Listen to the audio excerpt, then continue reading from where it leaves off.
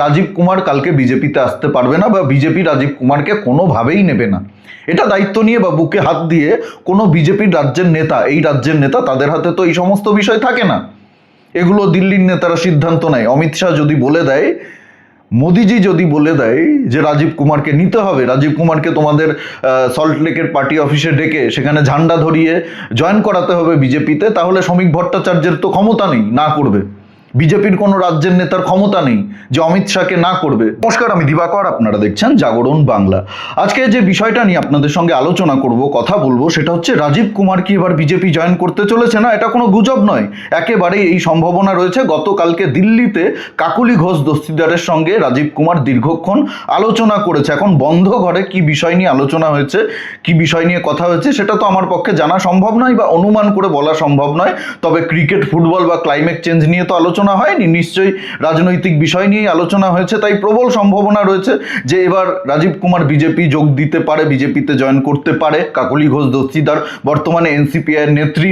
তৃণমূলের যারা বিক্ষুব্ধ সাংসদ রয়েছে 4 তারিখের পরে, যারা তৃণমূল ছেড়ে দিয়েছে, তৃণমূল হেরে যাওয়ার পরে, তারা তো এখন এনডিএতে যোগ দিয়েছে। 20 জন সাংসদ, সায়নী ঘোষ থেকে শুরু করে কাকলি ঘোষ দস্তিদার, শতাব্দী রায়, এরা তো সব এখন এনডিএতে যোগ দিয়েছে। বিজেপির শরিক দল। বিজেপি যেটা বলবে এনডিএতে সেটাই হবে। বিজেপির কথাতে উঠবে, বিজেপির কথাতে বসবে, বিজেপি যেটা চাইবে সেটাই দেবে। তো এই কাকলি ঘোষ দস্তিদারের সঙ্গে রাজীব কুমারের আলোচনার পর থেকে এই জল্পনাটা শুরু হয়ে গেছে যে রাজীব কুমারও কি এবার বিজেপি জয়েন করতে চলেছে। পুরো খবরটা আমি আপনাদেরকে পড়ে শোনাচ্ছি, তারপরে বাকি আলোচনা করব। 2019 সালের ফেব্রুয়ারিতে কলকাতার তৎকালীন পুলিশ কমিশনার রাজীব কুমারের বাড়িতে সিবিআই হানার প্রতিবাদে ধর্নায় বসেছিলেন তৎকালীন মুখ্যমন্ত্রী মমতা বন্দ্যোপাধ্যায়, যা নিয়ে রাজ্য রাজনীতিতে শোরগোল পড়ে গেছিল। পরে মমতা রাজীবকে রাজ্যসভায় পাঠান। আপনাদের নিশ্চয়ই মনে আছে, রাজীব কুমার, মেনকা গুরুস্বামী এবং কোয়েল মল্লিককে মমতা বন্দ্যোপাধ্যায় 26-এর বিধানসভা নির্বাচনের কিছুদিন আগেই রাজ্যসভার নমিনেশন দিয়ে রাজ্যসভার সাংসদ করেছিল। এবার জল্পনা বাড়ালেন রাজ্যসভার তৃণমূলের সাংসদ রাজীব কুমার। ইতিমধ্যেই মমতা বন্দ্যোপাধ্যায়ের সঙ্গে থাকা রাজ্যসভার সাংসদ কোয়েল মল্লিক, প্রকাশচিক বড়াইক এবং সুখেন্দু শেখর, সুস্মিতা দেব, তারা হাত ছেড়েছেন। তার মধ্যে কোয়েল বাদে বাকি 3 জন যোগ দিয়েছে বিজেপিতে। রয়ে গিয়েছেন হাতে গোনা কয়েকজন সাংসদ, তার মধ্যে অন্যতম রাজীব। এবার তারই গতিবিধি নিয়ে ক্রমে জল্পনা বাড়ছে। সম্প্রতি 21শে জুলাই শহীদ সমাবেশে মমতা বন্দ্যোপাধ্যায়ের মঞ্চে ছিলেন তিনি। হ্যাঁ, একদমই, আপনাদের এটাও নিশ্চয়ই মনে আছে, কালীঘাটের যে তৃণমূল, সেই তৃণমূলের যে 21শে জুলাইয়ের মঞ্চ হয়েছিল, সেই মঞ্চে আমরা রাজীব কুমারকে দেখেছিলাম মমতা বন্দ্যোপাধ্যায়ের সাথে। মমতা বন্দ্যোপাধ্যায়ের পাশে ছিল রাজীব কুমার। 15 দিন যেতে না যেতেই এবার কি তিনি শিবির বদলাচ্ছেন, উঠছে প্রশ্ন। মূলত রাজ্যের বিভিন্ন উন্নয়নমূলক কাজ নিয়ে আলোচনা করতে বাংলার সাংসদদের বৈঠকে ডেকেছিলেন কেন্দ্রীয় জলশক্তি মন্ত্রী শ্রী আর পাতিল। কেন্দ্রীয় মন্ত্রীর ডাকা সেই বৈঠকে গতকাল সংসদ চত্বরে বিজেপি এবং এনসিপিআর সাংসদদের পাশাপাশি তৃণমূলের তরফে উপস্থিত ছিলেন রাজ্যসভার সাংসদ রাজীব কুমার এবং লোকসভার সাংসদ প্রতিমা মণ্ডল। রাজ্য সরকারের তরফে উপস্থিত ছিলেন প্রতিমন্ত্রী অজয় পোদ্দার। সূত্রের খবর, সেখানেই এনসিপিআর সাংসদ কাকলি ঘোষ দস্তিদারের সঙ্গে আলাদা করে কথা বলতে দেখা যায় রাজীবকে। কাকুলি নিজের ফেসবুকে একটি ছবি পোস্ট করেছেন, সেখানে পাশাপাশি দেখা গিয়েছে রাজীবকে। এই হচ্ছে পুরো খবর, বাকিটা পড়লাম না, তার কারণ এতটা জরুরি না। এখন এই যে রাজীব কুমার এবং কাকলি ঘোষ দস্তিদারের মধ্যে একান্তে আলোচনা, এই আলোচনা ওই যে আগেই বললাম ক্রিকেট, ফুটবল বা ক্লাইমেট চেঞ্জ নিয়ে নিশ্চয়ই হয়নি, রাজনীতি নিয়েই হয়েছে। কাকলি ঘোষ দস্তিদার নিশ্চয়ই বিজেপির পক্ষ থেকে কোনো প্রস্তাব রাজীব কুমারকে দিয়েছে যে বিজেপি এই প্রস্তাবটা দিয়েছে, এদিকে চলে এসো। সুস্মিতা দেব যেরকম চলে এসছে, প্রকাশচিক বড়াইক যেরকম চলে এসছে, সুখেন্দু শেখর রায় যেরকম চলে এসছে, তাদেরকে আমরা বিজেপির ঝান্ডা ধরিয়ে আবার রাজ্যসভায় পাঠিয়ে দিয়েছি। আমরাও বিজেপির সঙ্গে এসছি, তুমিও চলে এসো, তুমি আসলে তোমাকেও রাজ্যসভাতে পাঠাবো আবার। এরকম কোনো প্রস্তাব নিশ্চয়ই দিয়েছে, দিতেই পারে, এই সম্ভাবনা তো রয়েছে। না হলে একান্তে কি বিষয় নিয়ে আলোচনা করবে? অন্য কোনো বিষয় নিয়ে তো আলোচনা করার মানুষ না এরা। রাজনীতি নিয়েই আলোচনা করেছে, কে কি পাবে, কে কি হারাবে, সেই নিয়েই তো রাজনীতিতে আলোচনা হয়। এখন রাজীব কুমার যদি বিজেপিতে আসতেই পারে, রাজনীতিতে সব সম্ভাবনাই থাকে। এটা কেউ দায়িত্ব নিয়ে বলতে পারবেন না আপনারা, যত বড়ই বিজেপির নেতা হন বা বিজেপির সমর্থক হন বা ভক্ত হন, যে রাজীব কুমার কালকে বিজেপিতে আসতে পারবে না বা বিজেপি রাজীব কুমারকে কোনোভাবেই নেবে না। এটা দায়িত্ব নিয়ে বা বুকে হাত দিয়ে কোনো বিজেপির রাজ্যের নেতা, এই রাজ্যের নেতা, তাদের হাতে তো এই সমস্ত বিষয় থাকে না।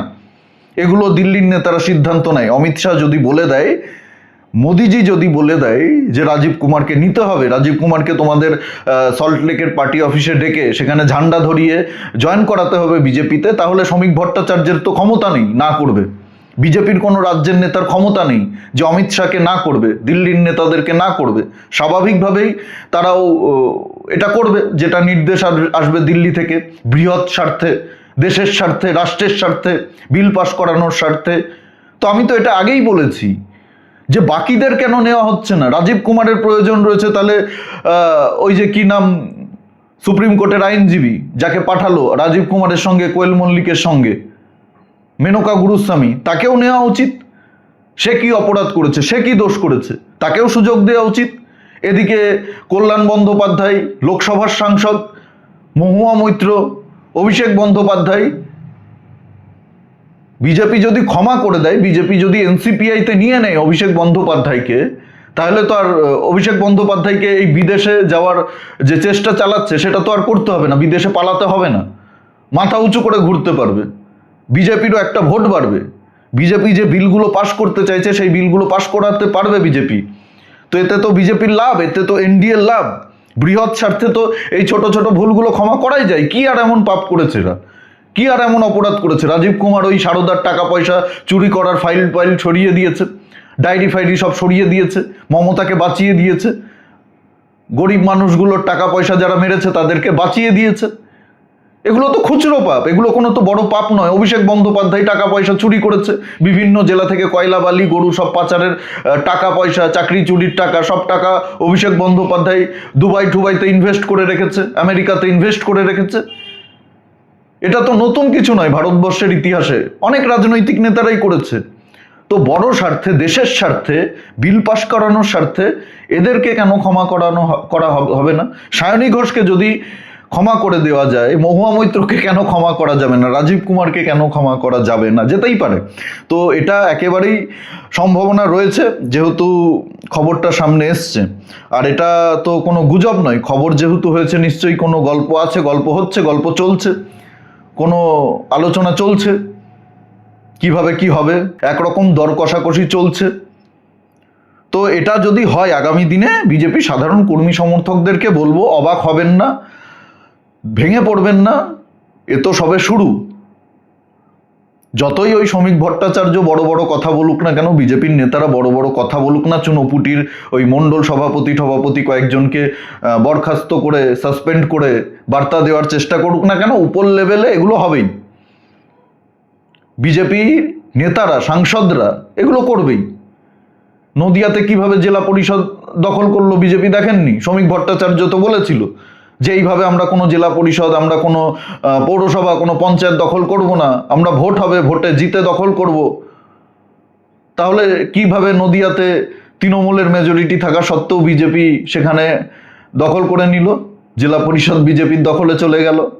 তো এই বিষয়গুলো সবটাই আপনারা বোঝেন, সব কিছু তো আর খুলে আমি বলতে পারবো না, আপনারা সবাই বুদ্ধিমান বিচক্ষণ ব্যক্তি, সবই বোঝেন। যাই হোক, এই বিষয়ে আপনাদের কি মতামত অবশ্যই কমেন্টে জানাতে ভুলবেন না। আর যদি আপনারা আমার সঙ্গে সহমত হন, যদি আমাদের ভিডিওটা ভালো লাগে, অবশ্যই প্রচুর পরিমাণে শেয়ার করবেন, সকলের কাছে পৌঁছে দেবেন, লাইক করবেন। আর জাগরণ বাংলা ইউটিউব চ্যানেলে নতুন হলে অবশ্যই চ্যানেলটি সাবস্ক্রাইব করে পাশে থাকুন, পাশের বেল আইকনটি প্রেস করে দিন, আমাদের প্রতিটি ভিডিওর নোটিফিকেশন আপনাদের কাছে সবার আগে পৌঁছে যাবে। সবাই খুব ভালো থাকুন, সুস্থ থাকুন, আশেপাশে সবার খেয়াল রাখুন। জয় হিন্দ, বন্দে মাতরম, ভারত মাতা কি জয়।